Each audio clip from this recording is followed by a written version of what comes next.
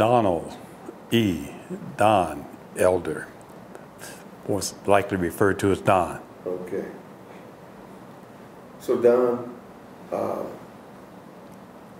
you're the baby of the Tuskegee. I'm the baby of our group, yes. What does that mean exactly? Well, to me, it sort of means that, one, not in terms of numerical numbers, just in terms of life. I'm sort of the youngest one in the group, and quite honestly, I don't act like the more mature ones. I try to have a image or a thought process of saying, our kids, our future. And I keep saying that about history, you know, the Tuskegee Airmen are our future. And I just happened to be one lucky enough to be in there at that time. And I'm still young enough, like I said, to be the baby of the group. So I accept that title. And how young are you? Well, I'll be 87 years old. Wow. 87 on September the 9th. Wow, that's crazy. Getting around better than me. So, well, you should have seen my dad when he was in his 90s. We were in the same marching unit together. So. Wow. Yeah.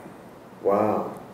So we've only had civil rights for 50 years. That's all. So that's like half a generation. Yeah. Okay. How do you feel about the things that are happening now with our young people and their struggle still? You know, I recall a question asked of me a few years back. I was in Wichita Falls, Texas, and somebody asked the question, who were the Tuskegee Airmen? And my immediate response was, well, they were just a bunch of good old red-blooded American boys who did what they had to do in the time they had to do it, and they did it well. So here we are. Now, some people ask, well, how did you guys survive, you know? From the heart. We didn't have those civil rights laws. We had, and sometimes I might have to give you my BS, but we didn't have any civil rights laws or whatever. Nobody to appeal to, because we were in a country who didn't want us in the first place. So we did what we had to do from the heart, and we did it well. Mm-hmm. So why should young people, all young people, not just black kids, but all young people know about the legacy of the Tuskegee Airmen? In my opinion, they should know about the Tuskegee Airmen because, as I said earlier, they are a bunch of good old red-blooded American boys who, like I said, did what we had to do. And history will bear out our success. You know that old tale we used to get in school? Anything you can do, I can do better. Well, anything you can do, I can do just as well. So that's what we felt, the Tuskegee Airmen. And again, I started to mention earlier, the 4 Ps.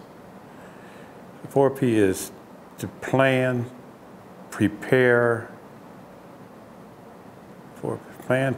and I can't think of my third. I'm not being like Rick Perry, I can't think of my third one. What was that? But plan, prepare, and persevere, because it's there for you. You know. Yeah. So that I heard that the phrase "aim high" comes from the Tuskegee. Aim high is one.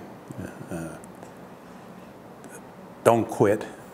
It's another one. Mm-hmm. But like I said, we could do it.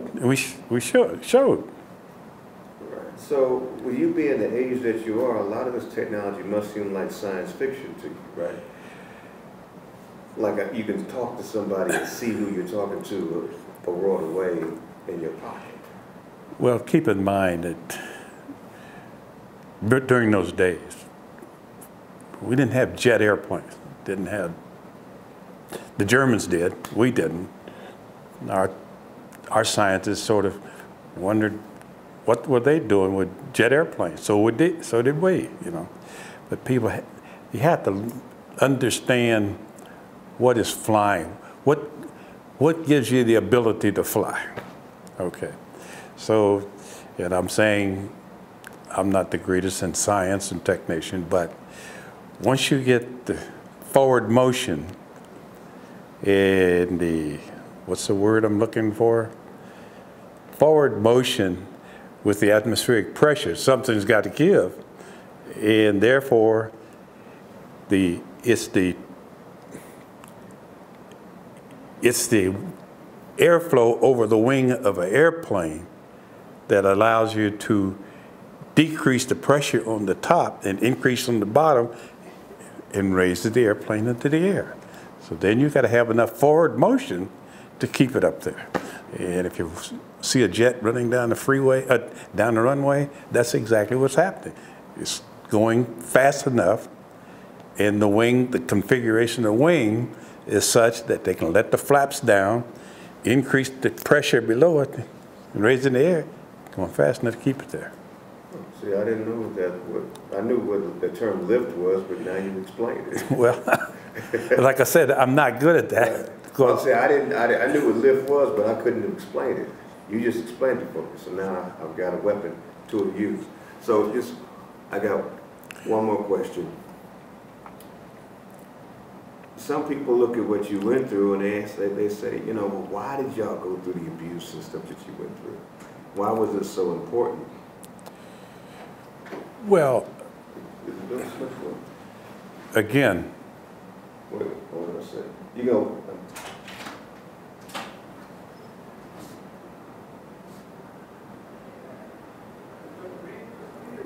Yeah. Yeah, he's in here. Okay. Hey, how you doing, man? Good. You had anybody today? Yeah, everything's going copacetic. Okay. Just waiting on Colonel Lewis and Rapid Peace still coming. I don't know what this. But he said he'd leave at 3. He said about 3 of them. About 3? He said he's somewhere to be at 3, so Oh, maybe okay. 21. Yeah, that's right.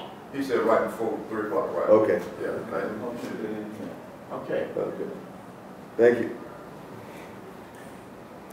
And your question was? Why did you guys go through the abuse? Well, I guess it's pride. One of the reasons was pride, because internal pride. And I'm saying, as I said earlier, we were at the time, I guess I want to say, we didn't know any better. There was no civil rights laws. There was nobody to protect us. But if you got yourself into the military, there was nowhere to appeal to other than your bosses or whoever you were with in the government, who didn't want you there in the first place. I guess. Yeah. Okay. That's all I needed. See, that was simple. That was simple, and you spoke longer than anybody.